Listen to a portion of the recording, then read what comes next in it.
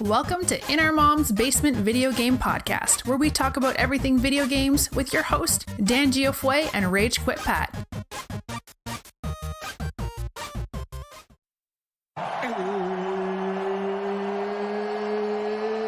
It's time! Welcome, ladies and gentlemen, to In Our Mom's Basement, episode number 46 here. I am Rage Quit Pat. Unfortunately, I am not going to be joined by Dan the Pizza Man today. I am lone wolfing today. Dan the Pizza Man had some other adventures to do, and that does not include eating pizza, sadly, but the show must go on. And we today have a very good episode today. We're just going to do some quick news on XO19 that just happened today for Xbox, and we're also going to bring in our guest who's entering the Mancave for the very first time, and that is Grollm.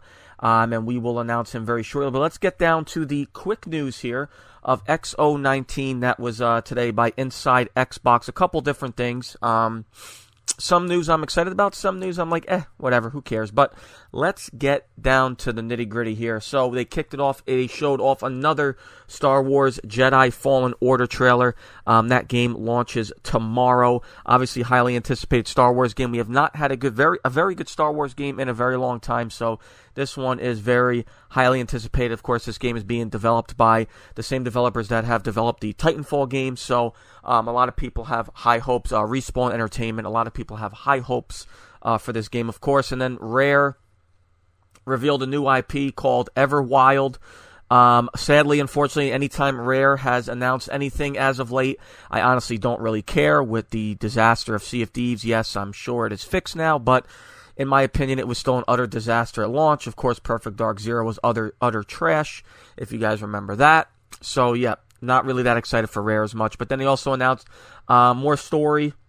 The Seabound Soul is a new story that they are, I believe it's this month, they're coming out with. And, of course, Obsidian, the developers of the, pretty much, in my opinion, my game of the year, The Outer Worlds, is coming with a survival game, and it is called Grounded.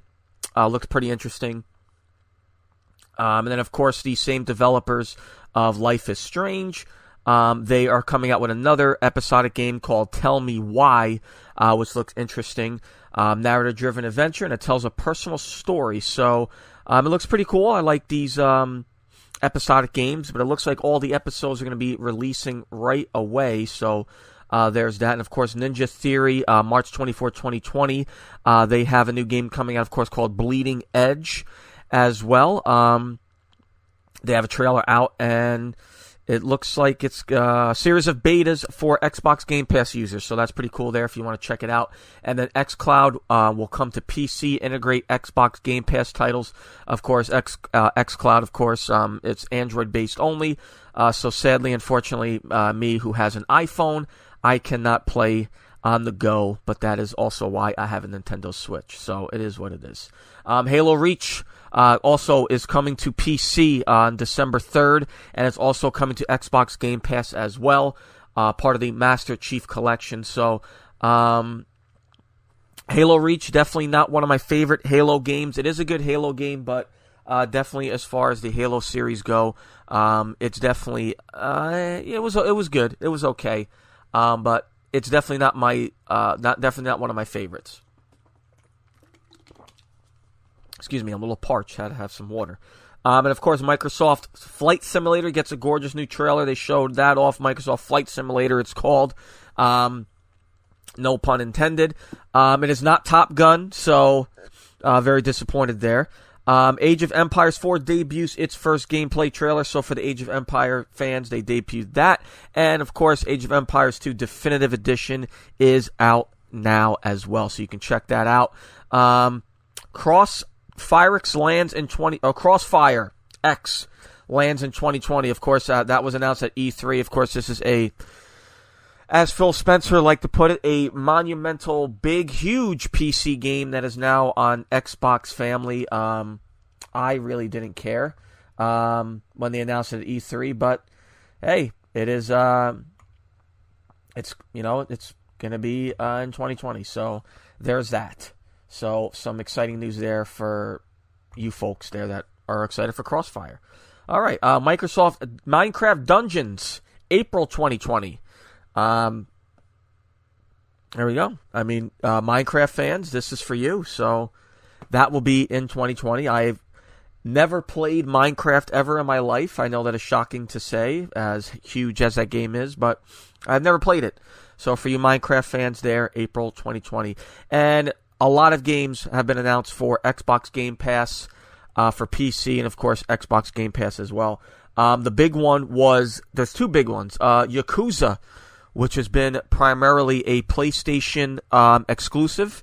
Xbox is getting Yakuza 0 and Yakuza Kiwami and Yakuza Kiwami 2 are coming to the Xbox Gaming Service in 2020. And, of course, Final Fantasy, since Final Fantasy 7 is going to be making its way as well onto Xbox Game Pass. So, huge news there for Final Fantasy fans. And if you are a fan of Yakuza as well, which I am, I love the Yakuza series. Very underrated series.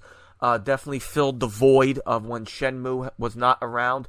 But it's definitely a very underrated title. I do encourage you guys to check those games out if you've never played them before. So, and if you have Xbox Game Pass, definitely check those out. Wasteland 3 launches in May 19th, 2020. Yeah, I mean, that's XO19. So just kind of break down a little bit some excitement. It was nothing, you're not going to get anything monumental. There wasn't going to be nothing about Project Scorpio or anything like that there. But Phil Spencer did say that the price range should be good for the new Xbox. Of course, it's going to be launching with Halo, excuse me. But, yeah, nothing too exciting. There was a lot of Jade games there. Shout out to Jade. So she should be very excited for what's to come with those games. And, yeah, I mean, nothing too crazy. Of course, Halo coming to PC is exciting for the PC players there. And that's going to be on Game Pass. And then, again, the Yakuza games. And a couple new IPs that look pretty interesting. But that was XO19. Nothing really too crazy in the gaming news as far as anything goes. But,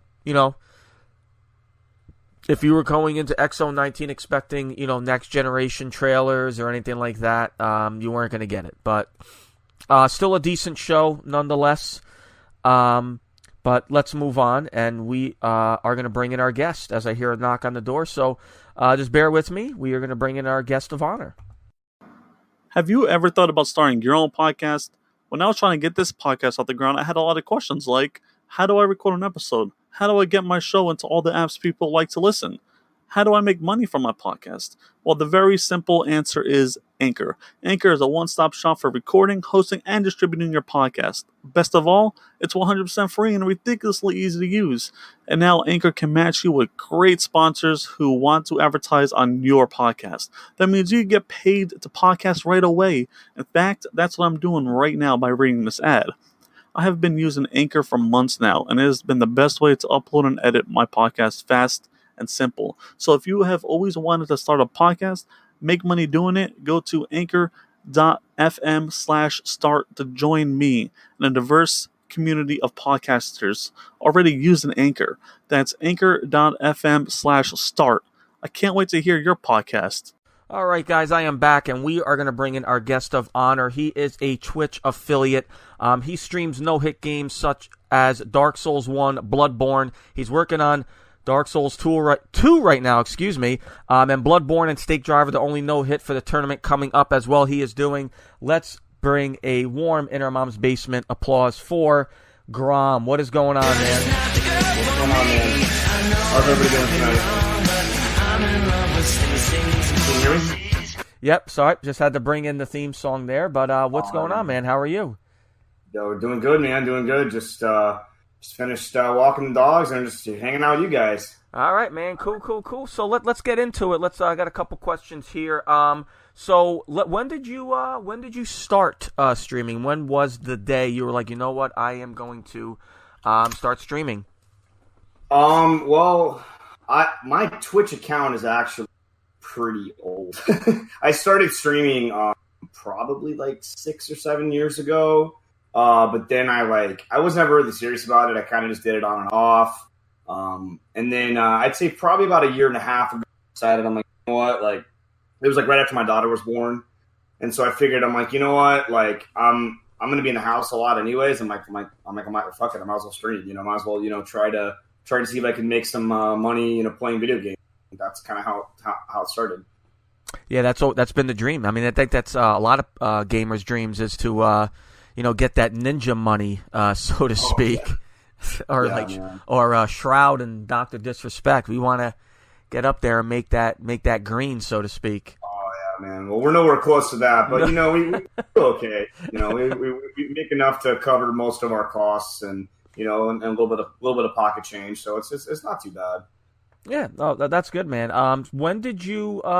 So before you got into the Souls games and such like that, what games were you streaming? Any other games besides that, or has it always been the Souls? No, actually, I've only been streaming Souls for probably about the same amount of time that I became affiliated. When I started streaming, I was actually solely a MOBA streamer. I did League of Legends and HOTS pretty much only, and I was actually pretty high ranked in Diamond 1 in League, and I was whatever I don't know what the rankings are on HOTS, but I was one step below like the Grandmaster or whatever the highest rank was for HOTS. But it just got to be too toxic, man. The community is just so bad. Yeah, no, I've heard a lot of toxicity, with League of Legends. It seems to be kind of the norm with competitive games such as that. Like, even though it's not part of the MOBA, but I've heard Overwatch has been toxic. Rainbow Six is, from personal experience, very toxic. That seems to be the trend with these competitive games like that. Yeah, I've heard Rainbow Six is really bad. Yeah, it's from when it first came out, it's definitely gotten it's pretty much toxic at this point. I mean, if you're a newbie going in to play the game, as I say in a lot of podcasts, I don't recommend it. I only recommend it for season. Yeah. Don't recommend play. Yeah, I feel that's kind of how I was about it. And I just started playing League again, kind of just for fun. I mean, not really taking it seriously, like I used to, because I mean, I don't even have the skill set anymore. I mean, I tried to play a ranked game, and I got utterly obliterated. So yeah, but just playing it for fun, yeah, man. I jumped into, so it was kind of ironic how the whole Souls thing started. So I started off watching a guy named Couch Jockey, and he's actually no longer streaming anymore. He was a big Dark Souls 3 streamer, and I was just one day I was talking to his chat, and I was like, is there a way I can, stream Dark Souls or, stream Soulsborne games and be successful and not do challenge runs? He was like, no. Damn. It's like, pretty much no. Damn. So you can't even just want to go through the story? Right, well, what's up? So you can't even, want to just play for the story? You got to do, challenge? Yeah, I mean, unfortunately, Dark Souls is a hardcore game, and the community is just as hardcore. And so they want to see people doing crazy shit. They want to see no-hit runs. They want to see speed runs. They want to see, crazy things. Nope, sorry. I can do it, but I'll do it, So here we are, 2 no-hits games down and working on our third. So it's crazy, man. It's like I look back at some of my old gameplay, and I'm like, dude, it's like I don't feel like I've gotten any better, but then I see how bad I was in the beginning, and I'm like, wow, okay, I've improved a lot. So is that essentially how you decided that you were gonna? Because doing no hits is that's pretty very ballsy. So is that what kind of you were like? You know what? This is what I want to do. Do these no hit runs rather than the story. Is that what kind of driven you to do such thing, or you just love the challenge of it, and also love the when you complete it, just love the drive and the satisfaction of I just did a no hit run. I mean, I think it's a little bit of both, man. I mean, I wanted to kind of challenge myself and see if I could do it. And my first run, I had several. I almost gave up 20 times, because I was, what a lot of people don't realize is that once you get down to the low numbers, once you get down to 5 hits or under, it becomes a serious grind and a mental grind, because you start second guessing yourself. You start having nerves, when you get really far in the run and you're at 0 hits and then you just do something stupid because of nerves. it's a little bit. It was a little of all of that, man. It's such like when you get a run, man. It's just like I don't know if you've seen my pinned tweet on Twitter, but it's got like 13K views and like a bunch of it's just me literally losing my shit when I got the run. I freaked the fuck out. It was awesome. It was such a good feeling. Yeah, that's awesome. I'm curious. Is it just mainly like those type of games, Dark Souls, Bloodborne? Or do you kind of even try maybe like a game like Resident Evil, maybe a no-hit Resident Evil, or I have not done a no-hit Resident Evil, but there actually is a guy named Mob Action, and I think Posse's also done a no-hit run in Resident Evil. There's all kinds of challenge runs. I think the biggest pull is with the Souls games because they're already so difficult as it is. And then to beat the game without being hit is just like another challenge on its own. But I don't know if I will do any other no-hit challenges in other games, but I do play other games as well.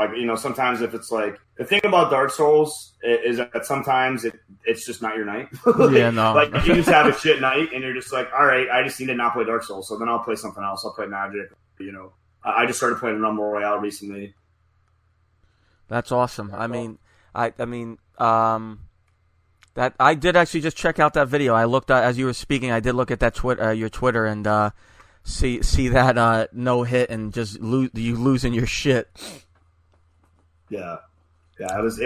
I was on cloud 9 for 2 weeks, bro. I was so happy because I was just I was so negged out. I was second guessing myself. I was am I even good enough to do this? Can I even do this? And then once I finally got it, and then once you get one run, Dark Souls 1 took me about 7 months, 8 months to get it. Wow. But then I did Bloodborne, and Bloodborne took me less than a month. I got Bloodborne in I think 3 weeks. Well, that's definitely a better turnaround. Yeah, and then I'm on Dark Souls 2 now. I'm at a 1 hit, and I've been running this game for probably about 2 months. So it's definitely gotten quicker. Once you get to kind of the groove and how to do stuff, and you figure things out, the cool things about these runs is that nobody really does stuff there's kind of a general basis of some things that people do, but everyone does it a little bit differently, which is kind of cool to see. The people all the different ways people do these things and the strats they come up with, Yeah. Yeah. Have you always enjoyed playing difficult games like when you were younger? I know back then when we were kids, Super Nintendo and Sega Genesis games were very brutal. Has that always been a thing? Oh, dude, we don't realize how as kids, man, we don't realize how hard those games were. I tried going back and playing Mega Man 1 and bro, first stage. Oh, the hell is that? I've had people ask me, I don't know if you've played it, the hardest video game I've ever played, and that's easy. That's The Lion King. Oh, yeah, of course. That game's insane. That's like the original Dark Souls. You would think that this game's supposed to be for kids. It's not for kids. I'll never forget how I had nightmares about the monkeys with the trees, and I had to growl at them and figure out the freaking puzzle for them to toss me. That was a nightmare. Man, that's a nightmare, man. Those games are something else, man. It's crazy because we don't realize and I think that's just because they just didn't know how else to make them. You know what I mean? Video games are brand new. Nobody knew, what it was, and it's just it's crazy looking back how difficult those games were. But yeah, man, I was always into kind of RPGs and those kind of games like that. Final Fantasy, Final Fantasy Tactics, Kingdom Hearts, stuff like that. I was always into those kind of games. So the JRPGs were your thing. Exactly. Yeah. Hey, I'm trying to pull your stream up on Mixer. What is your? Because it's not coming up. Oh, so it's instead of In Our Mom's Basement with an I, it's 1 N Our Mom's Basement. Okay, so Our Mom's Basement. It's In Our Mom's Basement instead of the I, it's a 1. Okay. Because somebody, when we were making the Mixer name, somebody apparently took the name already, and the only other option was to put the 1. Wow, that's crazy. It's crazy somebody did that, man. Wow. Oh, wow, the chat, I didn't even see that. My chat is all messed up here. You can. Oh, there we go. Sorry. All right. Yep. So yeah, that was pretty. Yeah, when we were making Mixer, we started on Mixer a couple years ago, and when we tried to in our mom's basement, we had to put the 1 because somebody took it, and then we tried to fight it because that account hasn't been active, I think, since Mixer started, and yeah, they declined it, unfortunately. That's crazy, man. Yeah. Yeah, that's like it. Luckily, because my name is pretty unique, I've never had. I'm trying to think. There was one thing I did. I think it was Final Fantasy 14. My name was taken. I think that's the only time I've ever not been able to get my name.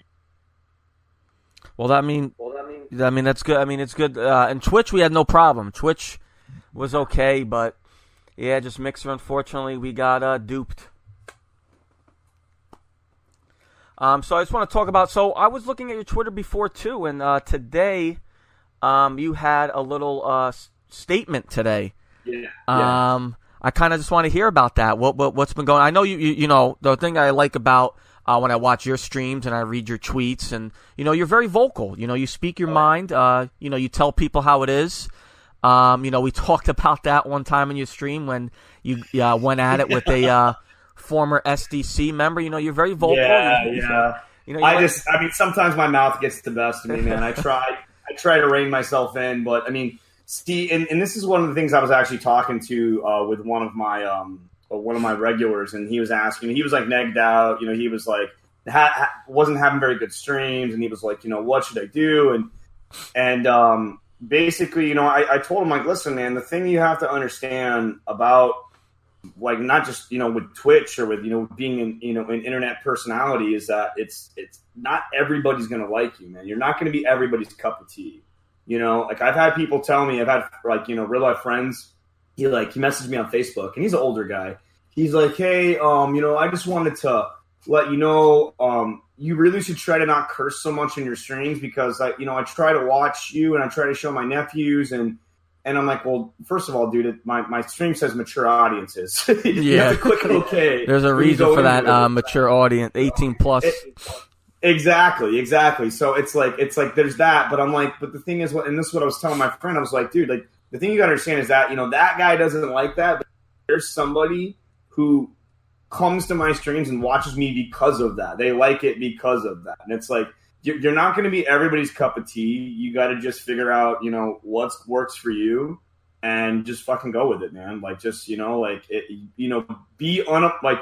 To quote Gary, I don't know if you know Gary Vaynerchuk, but he's a sales guru, you know, really, you know, motivational speaker and shit. Yeah, I definitely know him. You don't know him? Oh, dude, check him out, dude. He's very cool. He's on LinkedIn, and he posts all kinds of, like, you know, inspirational things. But one of the things that he said was that, like, be unapologetically yourself. You know what? Just be yourself. You know, it's better to have somebody not like you for who you are than, you know, be fake and, you know, and create this persona, and then, you know, and then people don't like you either anyways because you're fake. You know, yeah, it's exactly. Like, oh yeah. But yeah. So about the tweet. So basically, there's this culture in Twitch that of just, you know, the support for support, the lurk for lurk, and I've always, and as you've known in my, you know, if you've followed me, you know, for a while, which I know you have, but I'm pretty vehemently against that shit, you know, and so I saw some things going on that people were getting, like, upset because and it wasn't even me, but it was just, you know, people, you know, gifting subs or you know, dropping raids and then, like, getting mad at the other person because they, you know, didn't return the favor. It's like, well, dude, I didn't ask you to raid me. I didn't ask you to sub me. You know, like, it'd be different if I message you like, hey, raid me, and then the guy raids you and then you don't go raid him. Like, okay, I get that, but I guess the point is like you can't have, like, an ulterior motive when you're giving somebody something. You know, like, you give, like I like gifting subs to people because I love seeing their reactions, bro. Like, you know, dropping, like, a, you know, a 5-10 sub bomb on somebody and just see them freak out. Like, that's like, to me, that's awesome. Like, I like, that makes me so happy to see somebody's face light up and get excited about that kind of stuff, you know. But, you know, if you're giving just to get back, like, that's not what it's supposed to be about, you know. Yeah, I mean, it's a really good topic, especially what's going on with Twitch. And A lot, even on Twitter, I see it like all these retweet Twitch things that people do, and I know some people, they pad their I'm sure you've have seen it on Twitch where we'll go into a stream where it's 5 people, but those 5 people are talking, they're chatting it up, and it's a live chat. But then you'll go into a stream where there's, let's say, 35, and nobody's chatting. Nobody's talking. Yeah. Yeah. So it's gotten better now that they've cracked down. I mean, unfortunately, it has affected some people who had legitimate lurkers, like people who were. I mean, it's affected my numbers for sure. Where I've had people that would like watch me while they were at work and they couldn't really chat, but they were they had the stream up. They were actively in there. But unfortunately, Twitch kind of had to take a blanket fix to it because because of all of these communities and lurker forces that were just abusing the system. And so man, it's just it's just this false engagement, this false, and it's really bad because it's like, and the thing is, a lot of the people that are in those communities, they don't realize how bad it is and why it's bad. Yeah. Because what happens is a lot of times, like, people that are involved in those kind of lurker schemes, like those, they're Ponzi schemes. They're literally Ponzi schemes. And I mean, let's call it what it is, a fucking Ponzi scheme. Yeah, exactly. Yeah, 100%.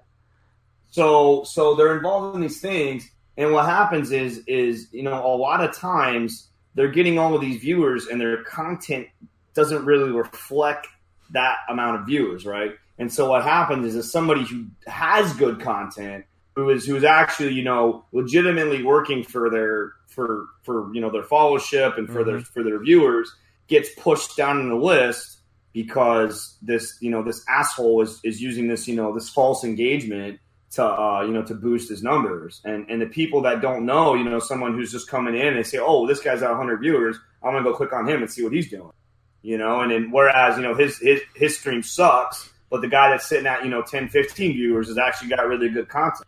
So it's just toxic, and I'm glad Twitch finally addressed it. I mean that shit's been going on for like almost a year now. Yeah, I'll never forget it. I went to a stream. They had 88 viewers, and they were playing a game I liked. I'm like, oh, this game looks cool. I like this game. Let me check it out.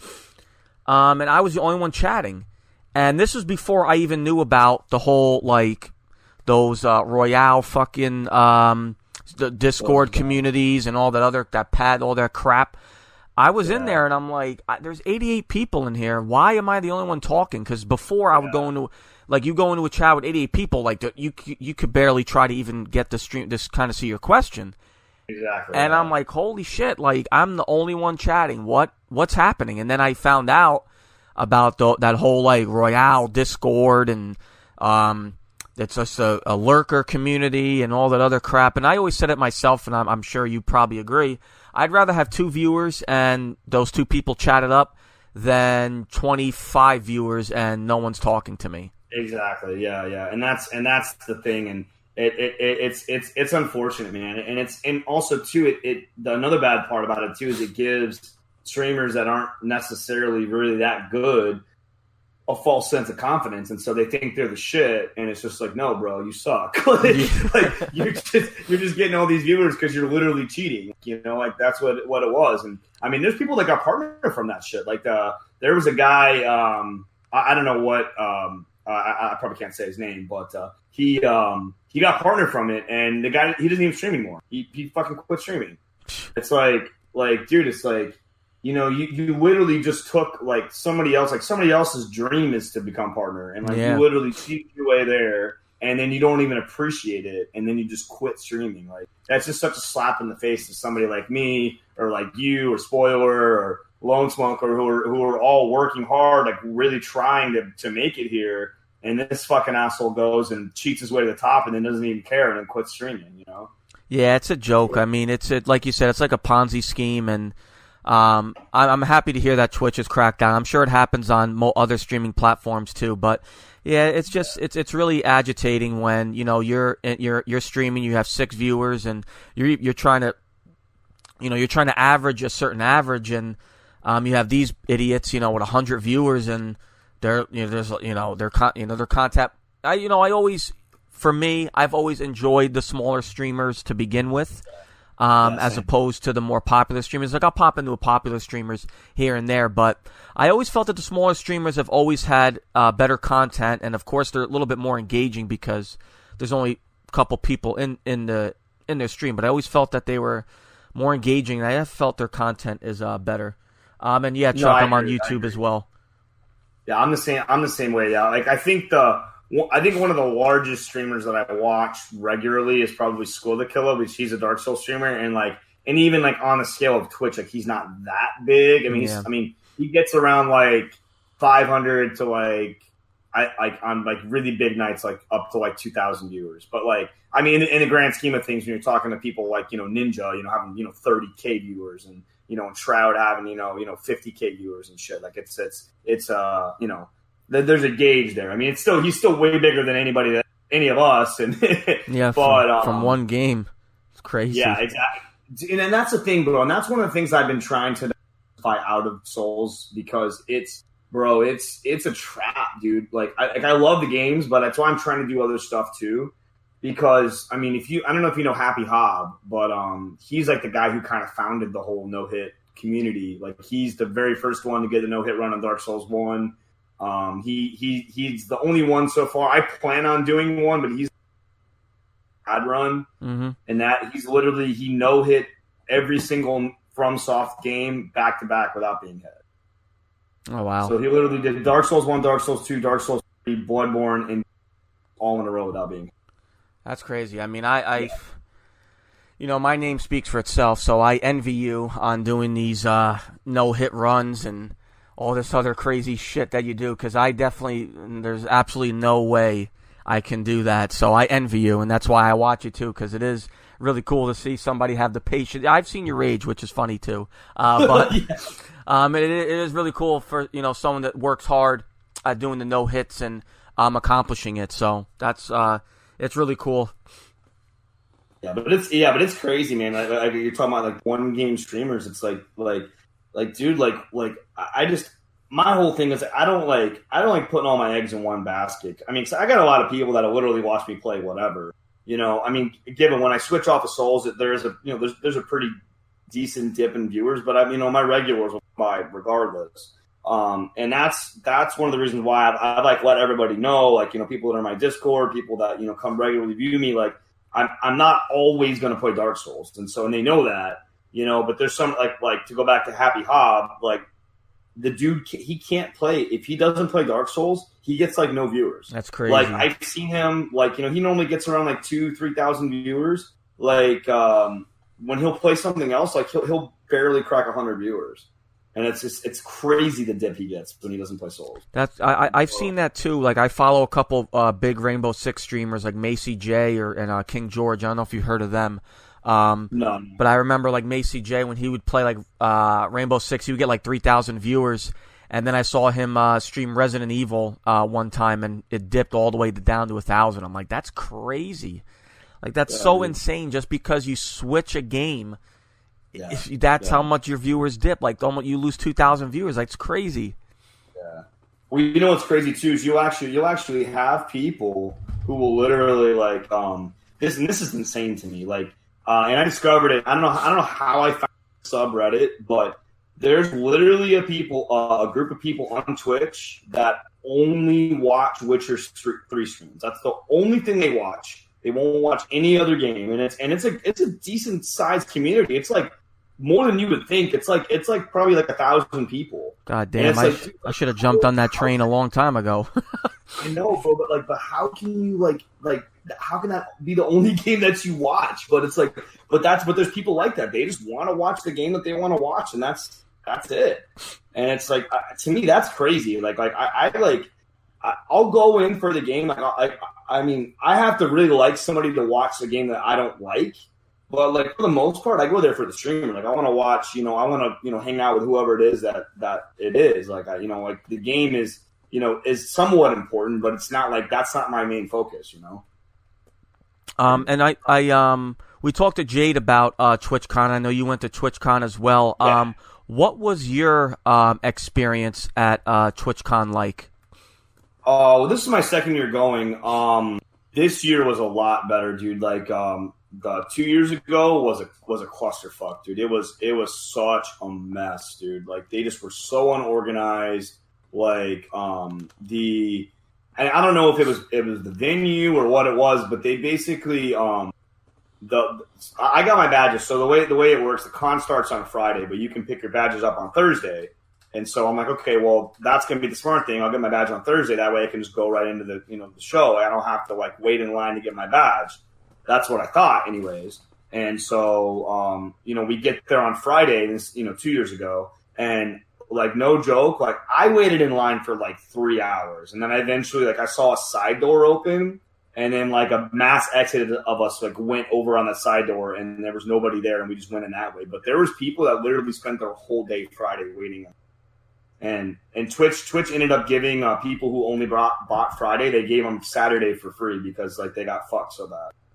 But it was, after that experience, like, literally anything could have been better than that. But last year was this past year was really good, man. It was met a lot of people that I've been that I've been watching, and I've kind of established myself a little bit more. So like I had people that knew me, and it was a cool experience, man. And it was I got to meet like Double Agent Smith. I got to I know Jade in real life, so I got to see her again. I met Spoiler, I met Diamonds, Wacky, a bunch of the SEC guys. I stayed in the house with them, and so that was cool. That was super fun. But yeah, man, it was a great experience, man. I really recommend everybody go if you're a streamer and you're like serious about wanting to be get bigger on Twitch. Definitely go, man. It's a really eye-opening experience. You get to meet a lot of people. There's a lot of cool shit going on. There's a lot of like they have like these breakout sessions where you basically they'll teach you like how to like stream. Like they'll give you like like these like, and it's all from like partners, like big partners or like Twitch employees. They'll be like, hey, do this and you'll succeed. Do this and do this, and it's really cool because you literally come back with all of these tools. You're like, fuck, okay, cool. I can do all this shit now, and it's gonna help me, and it does. It helps. Like my first year coming back, like I went from when I went to TwitchCon 2 years ago, I think I was at like 300 followers. I think I was at like I was sitting around like, I don't know, maybe like 10, 15 subscribers. And then, implementing the stuff I learned there, and come the next year, I'm at like 1,400 followers. I'm around 100, it's, to 150 subscribers. So it's, it works. It works. I literally like, doubled my numbers, over the next year. So it was pretty cool.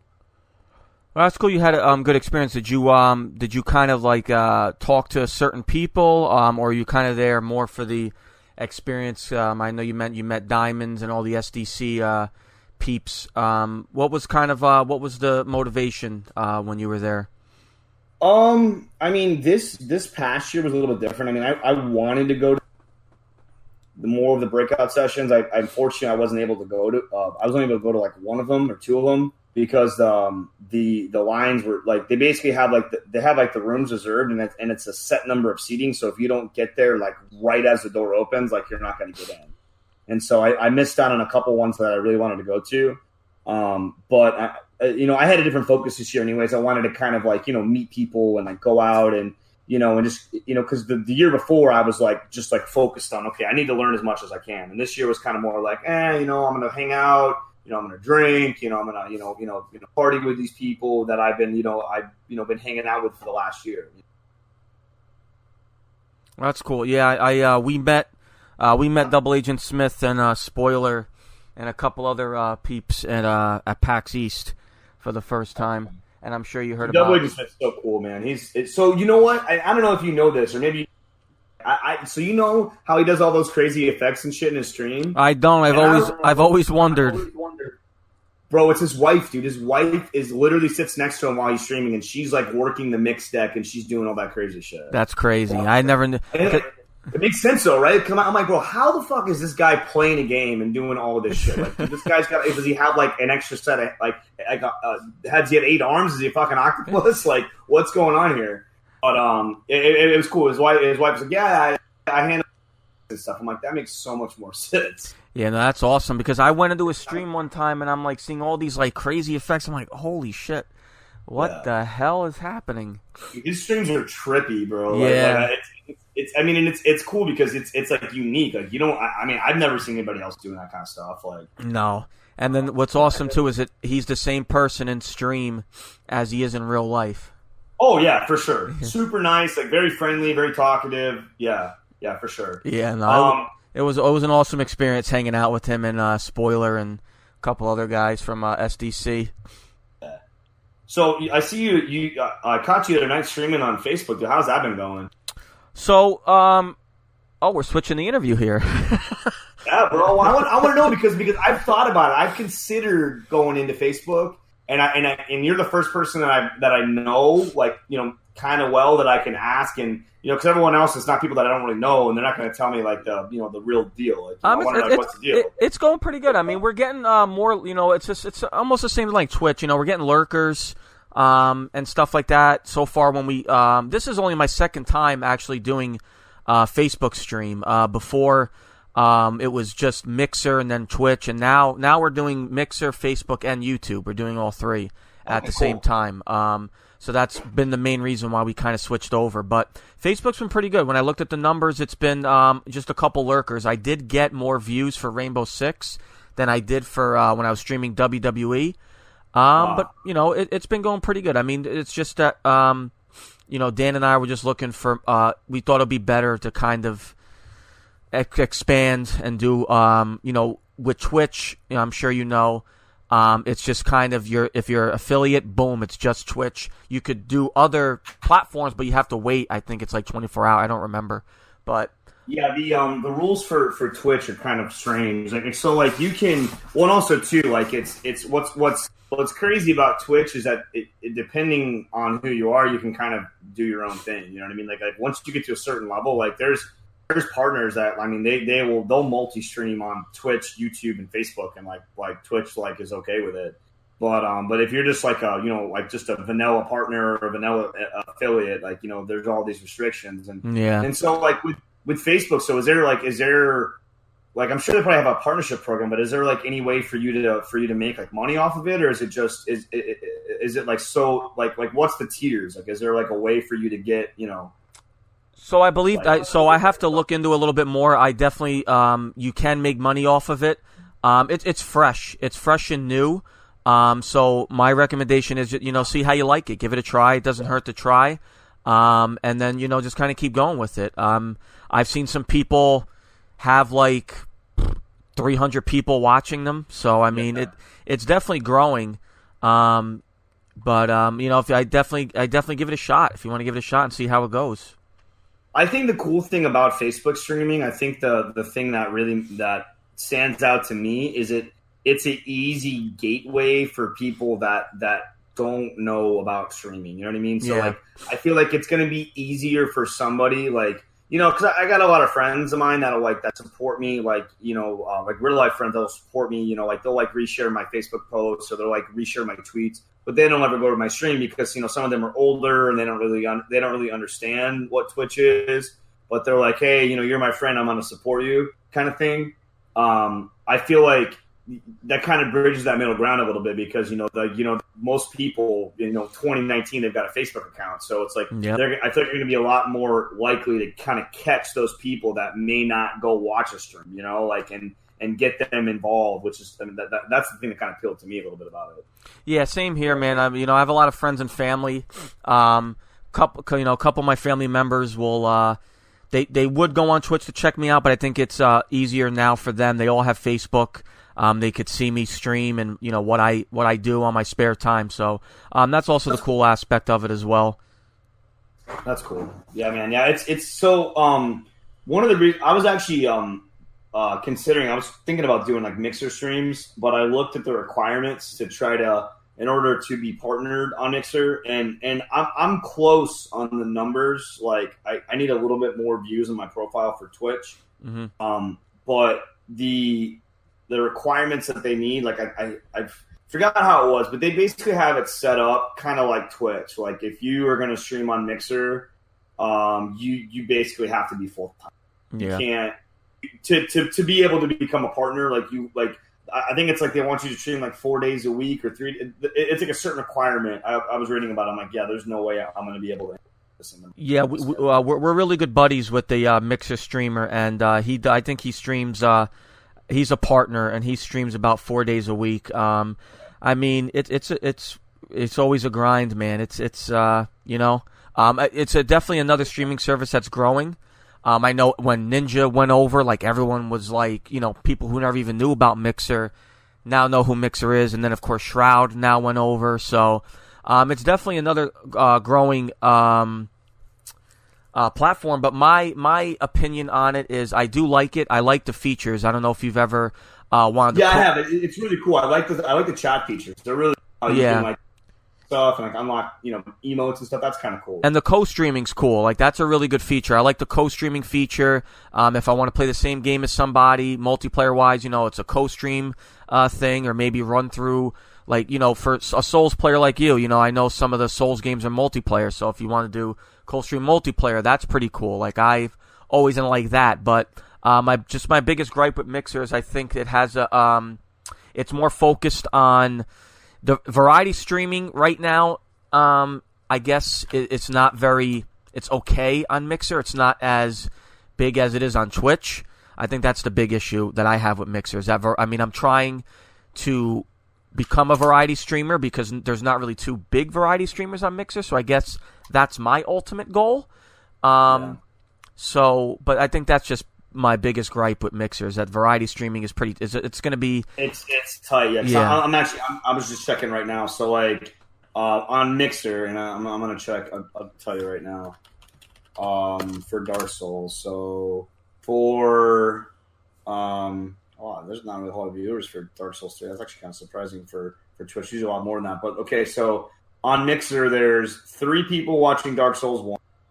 There's no people watching Dark Souls 2, and there's 22 people watching DS3. Yeah. On Twitch, there's 784 on DS3, there's 323 on Dark Souls 1, and there's 242 on Dark Souls 2. So it's like, there is the appeal to, like, you go over there and doing it. So if anybody wants to watch it, like, you're literally the guy. But at the same time, it's like, is there enough of a viewer pool for you to really kind of carve a name out for yourself? You know what I mean? Yeah, I think that comes down with promoting too as well, and things like that.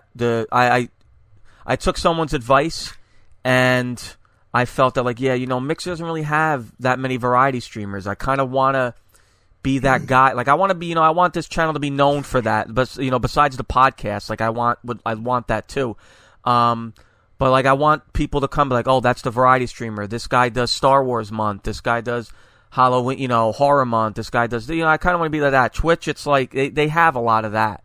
So, Yeah, I feel like that's the unfortunate part about Twitch, too, is that, like, I feel like that's everyone's kind of go-to. Like, when they're like, oh, like, I want to be a streamer, yeah. I'm a variety streamer, and it's, I feel like it's a little bit oversaturated on Twitch because it's just like it's tough. It really is tough to be a variety streamer because I'm sure you can relate. It's like when you switch games, like unless you pick up like somebody who's really loyal to you, and that when you're playing that game, all the people that are watching you for that are gonna not watch you. Because you switch games.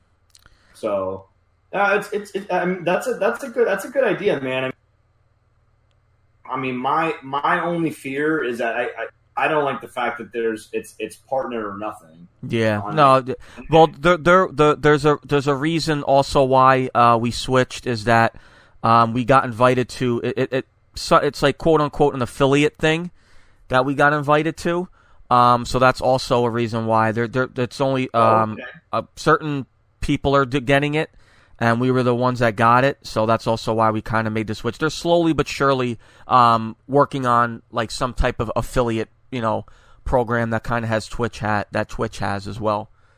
Which is smart because they're trying to two huge Twitch streamers. So that's and if you look at like some of the other big games on, it's not as big as they are on Twitch, but there's you look at Fortnite, there's 5K viewers. You look at Modern Warfare, there's 5K. So if you're playing some of these big games, I mean, there's definitely a viewer pool to be able to grab. Yeah, and the one thing I always told myself, I'd rather see people watch me play a game I enjoy, rather than me playing a game such as Fortnite, which I definitely don't enjoy, and just see me miserable. Yeah, cool, I got 20 viewers, but I'm not enjoying playing this game. I'd rather have no viewers and play the game I like than 20 viewers and dislike the game.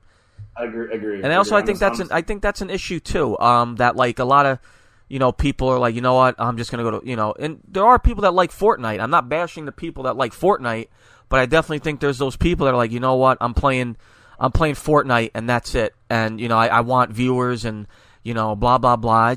I think that's like not the way to go. How do you feel about it? I kind of think the same thing, and I mean, it's unfortunate that people think like. So the problem with Fortnite and really any huge game that you're playing is that, and even Ninja said it when he was still on Twitch. He was like, Fortnite is not the path to growth. Like if you want to stream Fortnite and you're having fun streaming it, then by all means, do it. But don't expect really to grow from it because it's very oversaturated. Mm-hmm. If you're you either want to be at the very top of the list or the very bottom of the list because most people are either going to go to the very first page or they're going to go to the very last page. Like not, if you're somewhere in the middle, like no one's going to find you. Like I remember when Apex came out and everybody was streaming Apex. It was Apex, and I tried it. I was like, you know what? I like Titanfall. I'm not huge in the battle royales, but I was like, you know what? I like Titanfall. I like this developer. I was like, let me give this game a shot. I hated it. The game sucked. I was like, this is why I hate battle royales. Like these games, it's just not for me. They're tough, man. I've been playing Realm Royale a little bit, dude. It is very frustrating to be like I've had a couple really close. Like my two best games, I've made it to third, and it's like it's so frustrating to go all the way to the end and get killed by a camper. Huh? It sucks. Like you'll get third. Let's say you got third, but you have like 7 kills, and then you get killed by the guy who ends up winning, and you were his first kill because he decided just to camp the entire time. That's why he just went and hid somewhere with a fucking sniper rifle and just waited for somebody to come by. Yeah, exactly. Yeah, it's stupid. That's why I never. I got into PUBG for a little while too. And you know what's crazy? I had more fun on those games when I was just running and gunning. I'm like, you know what? Let me land in like a hot zone and let me just get into a freaking shooting battle rather than sit here and wait for 15 minutes to finally find somebody. I'm like, this is. Oh, that's the worst, dude. And it's like you're on edge so much, bro, because you're like running around like, all right, scopes right now. Like, am I gonna die right now? Yeah, I want to loot this chest. Or am I gonna get shot in the head? Yeah, exactly. I'm like, you know what? Let me just land in the hot zones. Let me get a gun. And let me just get into a battle, and I'm good with that. That's the only time I have ever enjoyed those games. When I land, and of course it's frustrating when you can't find a gun, and then somebody who finds a freaking assault rifle just destroys you. Yeah, just guns you down. That's happened so many times, bro. Or like you land in it. There's like somebody else that lands there, and they get to a gun before you got a knife. Like, all right. Yeah, I guess I'm dead. It's ridiculous. Is there any games that you're kind of looking forward to? Maybe not so this holiday, maybe in 2020. Is there any games that are kind of catching your eye? Death Stranding looks really interesting. I know the reviews are kind of mixed for it. And I think because it's not an action game, so I think that's why a lot of people are kind of not. It's more like an RPG, like story game. But it looks really interesting, and then also too, like Elden Ring, that's going to be coming out, I think next year. That game looks good. That game looks really good. But Death Stranding, I will say, Grollm, if you want to learn how to be an Amazon delivery driver, there you go. Give it a shot. Is that right? Yeah, I heard it's people say it's a walking simulator, and I'm like, what's a walking simulator? I've seen a lot of things about it. Listen, Hideo Kojima is, I don't want to say on stream how I feel about him because I don't need anyone to maybe rewatch this and just shun me for, kind of bashing the developer that he is. But, from when I was at first really interested in the game. The game looks really interesting, and with the I didn't even care about the whole baby thing and the monsters and whatnot. Yeah. But then when I saw the reviews and I just saw him picking up luggage, and I'm like, is this luggage simulator? Like, what am I just carrying? Like, what am I, a doorman? I got to carry luggage? Yeah. The reviews have been mixed on it. I mean, it looks interesting. I mean, I've been trying to avoid watching on it because I think I probably will play it, and I just don't want to have too many spoilers. I mean, I had God of War. I kind of came late to the most recent God of War, and I actually had the fucking ending spoiled for me because man, yeah. So I already knew about what was going to happen. Like he made a comment, and I was like, wait, what? And then he realized that it was my first playthrough, and I was like, dude, like, why would you even say that, bro? And so wow, I mean, it was, yeah. That game was awesome. That game was. Oh yeah, God of War was amazing. I really. That was it tanked my views, but I had so much fun playing that game. At that point, I would have just been like, the hell with the views, man. That game was so good, sure. Man. When I got the double swords, the story was great. What's up? I was saying when I got the double swords, like the old God, I was like, oh my god. Oh yeah, bro, that was such an epic moment when he fucking opens the chest and he gets the cleaver or whatever they're called, the chains. I was like, finally. I was like, I've been waiting. I was like, fine. I like the axe. Don't get me wrong, but I was like, oh my god, I've been waiting hours. Finally. Yeah, that was good. Yeah, but yeah, really like Elden Ring. Death Stranding just came out. I mean, those are really the only two games that I'm really that I've seen that I'm like kind of excited. Oh, and the Final Fantasy VII remake. I'm definitely gonna play that when that comes out for sure. Yeah, I mean that's really it, man. And then I've still got a backlog of some games I've got to play. I still plan on no-hitting all the Souls games. I mean, I still, once I finish DS2, I still have Dark Souls 3 to do, and then I don't know if I'm going to do Demon Souls because I don't have a PS3, so I'd have to find a way to either, let somebody, borrow somebody's PS3 or see if I can find an emulator that works, but so I don't know if I'll actually end up doing Demon Souls, but yeah, so I've got a decent amount of content already lined up, that I need to do, that I'm going to do. So, if any new games come out that catch my eye, that's just a bonus, Yeah, no, you never got into like the Last of Us or any of those games? I played The Last of Us. Yeah, that was actually surprised for how old that game is. Like that was actually one of the first games that I started streaming. Like when I started getting serious about it. And I was getting I wasn't even affiliate yet, and I was getting like 20, 30 viewers from playing that game. It was crazy. I was like, what's going on here, man? Like I've never had more than like 2 viewers before. Like what is this? So that was kind of cool. Like Last of Us is cool. I mean the new one's coming out soon, right?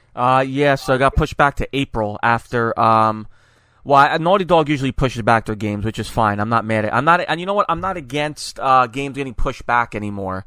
I don't know if you've seen how bad the fiascos have been with games coming out way too early before they're supposed to come out, and they're pieces of shit. So now when games get pushed back, I'm actually happy. Yeah. You rather come out and be look at Atlas, bro. When Atlas first came out, that game was a fucking dumpster fire, bro. I mean, I hear that it's playable now, but I mean, I don't know, bro. It's like. How do you release a game that just has that many bugs? Like people were like getting like their PCs were like breaking. Like they was literally breaking people's computers. Yeah, it was. I just like back then, if games got pushed back, of course we were all pissed off. We're like, oh, what the hell, blah blah blah. Yeah. And now when games get pushed back, I'm like, okay, good. Now the game will be finished. So I got a question for you, and I don't know if you understand. Are you a Pokemon guy? No, I'm. Neither do I. Yeah, I'm not a Pokemon guy. I've actually been like kind of trolling a couple of the SDC boys on Twitter that have been talking about Pokemon. I would kind of comment on their tweets, and I kind of be like, Shenmue 3 is coming out on Tuesday.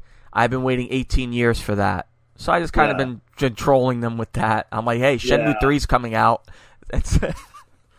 So do you know this whole, because like one of my friends explained it to me and I still don't really understand like this whole controversy with Pokemon Sword and Shield. Like there was some sort of like thing that, I don't know, it was something to do with like about the Pokemon that were available or something. But like, dude, like Twitter, like people freaked the fuck out. I heard. Everybody was like screaming, and I saw that too, and I was just like, Jesus, man! Like, I'm like, what? I know. I'm like, what is going? I guess like supposedly like there was supposed to be more Pokemon, and they pushed it back because they were gonna put more Pokemon in, and I'm like, my buddy's explaining this to me. I'm like, what the fuck? My friend in my chat said there's no national Pokédex, so the amount of Pokemons are limited. Oh, gotcha. Okay. I see. Okay, so is that why people were upset, Argonaut? Is that why, like, why everyone's so mad about it? People are crazy about their Pokemon, man. It's crazy. Like, if something goes disarray with Pokemon, people go nuts. Well, and that's one of the things that I've noticed too. So, like, I play a lot of Magic the Gathering, and I play both paper and and online. And one of the things that I notice is that when you have adults that are playing quote unquote children's games, hey man, I love the Lego games. I don't give a damn. Well, but like I'm talking like game like Pokemon is obviously geared towards kids. Like, I know. Like, there are adults that play it, but it's that's their target audience. But like I've noticed from playing Magic, because Magic is a kids game. It's a complex game, but it's still target audience is kids. And like some of the adults that play those games, bro, dude, they're fucking insufferable, bro. It's like shut up, dude. Like stop ditching. Like my God, So I can see, like, my buddy was basically telling me that the Pokemon community is a dumpster fire. If you're a Pokemon bank, none of those are compatible. So basically, you get what you get, and that's the end of it. People lost their mind for it. Oh shit. Damn. Well. Got. So okay. So Argonaut. So when it comes to like the national Pokédex. So like if you're in a certain country, you only have the available Pokemon for that country. Is that like what that means? Because that's, I guess I can kind of understand why people will be mad about that. I mean, it makes sense. I mean, I don't know if I would, fucking boycott the game and things. But, well, they already spent the $60. I don't know what they're boycotting anymore. They already got your money with. You might as well play the game, bro. Yeah, that's it. Might as well just live with it. Oh my God, that's crazy. So we're kind of going towards the end of our podcast here, and one thing that we always like to do with our guests is, Grollm, what would your best advice be for somebody that's either just starting out streaming or looking to get into streaming? What would be your advice to them? Basically, just be a human, man. Like, just make connections with people. Like, just try to, like, people get involved in all of these.